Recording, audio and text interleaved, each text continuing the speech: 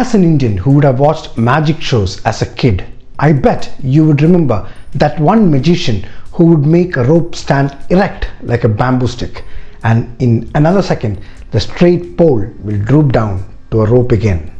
Yes, I am referring to the great Indian rope trick. The history of India cannot be told without mentioning the snake charmers and of course the great Indian rope trick. Did you know that in the 19th century it was termed as the world's greatest illusion? With new means of entertainment available today, it seems as if the roadside magicians are already diminishing communities even in villages. Forget the cities.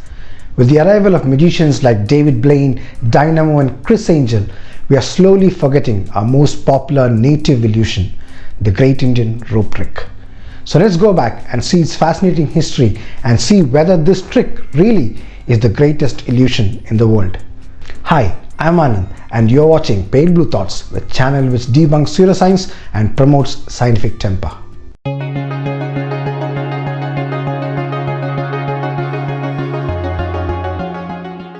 This alleged trick, reportedly witnessed by thousands of people, involves a magician usually dressed as an Indian fakir who throws a rope to the sky, but the rope does not fall back to the ground. Instead, it mysteriously rises until the top of it disappears into thin air, the darkness, the mist, or whatever. Now that would be trick enough for most people, but this one doesn't end there.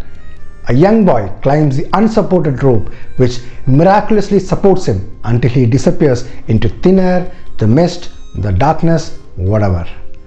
That too would be trick enough for most of us, but this one continues. The fakir then pulls out a knife, sword, whatever and climbs the rope until he too disappears into thin air, mist, darkness, whatever. Again, this would be a great trick even if it stopped here. But no, it continues. Body parts then start to fall from the sky onto the ground, which is gathered into a basket next to the base of the rope. Now the fakir allegedly then slides down the rope and empties the basket, throws a cloth over the scattered body parts, and the boy miraculously reappears with all his parts in the right places. Amazing, isn't it? In reality, what I just described to you has never happened, ever. The trick started receiving international attention in 1890 when a report appeared in the newspaper Chicago Tribune by a reporter named John Wilkie who claimed to have seen the trick being performed. The story was entirely invented and the newspaper was trying to increase circulation by publishing this ridiculous story as if there were eyewitnesses to the event. Several months later, the newspaper printed a retraction, but by then it was too late.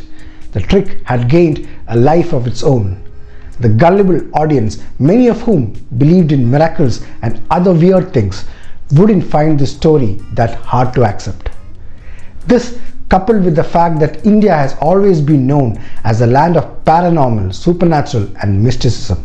Especially for people who seem to live in the so-called spiritual world, they often go after anything that tells us there is a bit more to life.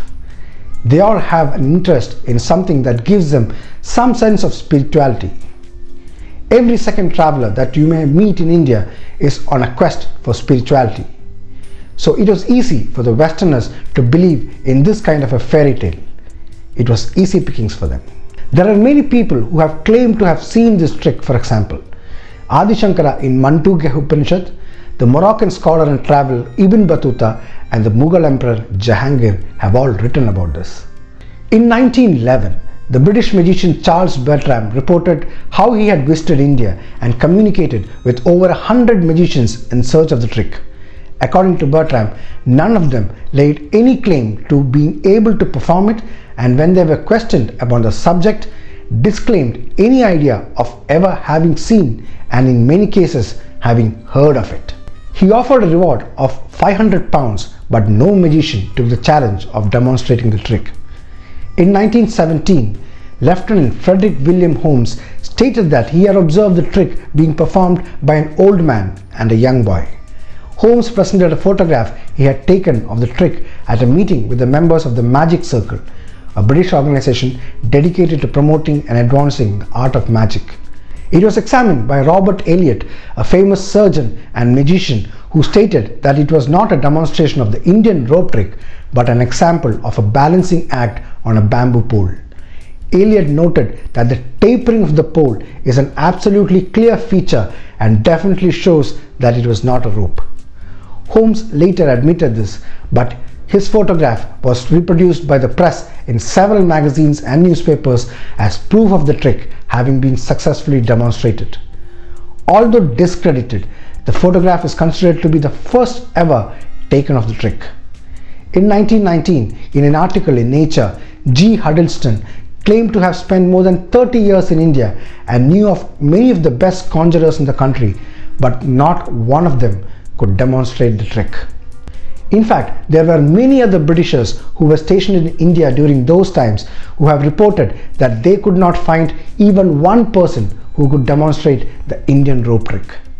Many people have offered many rewards for a successful demonstration, but all have failed to do it.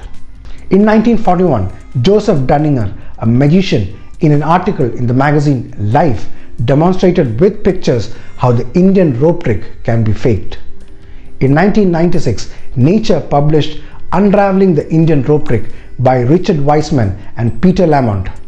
Wiseman found at least 50 eyewitness accounts of the trick performed during the late 19th or early 20th centuries, but did not have a single account describing severing of the limbs of the magician's assistant. More importantly, he found the more spectacular accounts were only given when the incident lay decades in the past. In his book, The Rise of the Indian Rope Trick, the biography of a legend, another magician and member of the Magic Circle and an expert on Indian magic, Peter Lamont, claimed that no mention of the trick appears in writing before the 1890 article in Chicago Tribune. He argued that what Ibn Battuta and Jahangir claimed were different from the classic Indian rope trick. He also addresses the hoax created by John Wilkie in Chicago Tribune in detail. The trick has been said to have been performed in smaller versions by many magicians using wires to suspend the rope, using curtains, mirrors, and poles hidden inside the rope. Magicians are also said to use a special cavity hidden beneath the basket with a mechanism that drives the rope with the pole skywards. The actual rope lies within the basket and the boy climbs on the pole with the rope around it easily. But rest assured, any display of this performance is done using the usual tricks that magicians employ, with no supernatural or mysticism associated with it.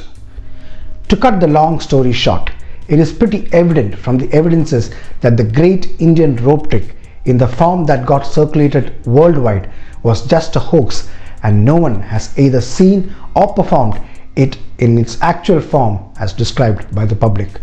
Smaller versions, yes, but the complete version, with the limbs being flung to the ground and the boy emerging from the basket intact, have all been fabricated or wishful thinking.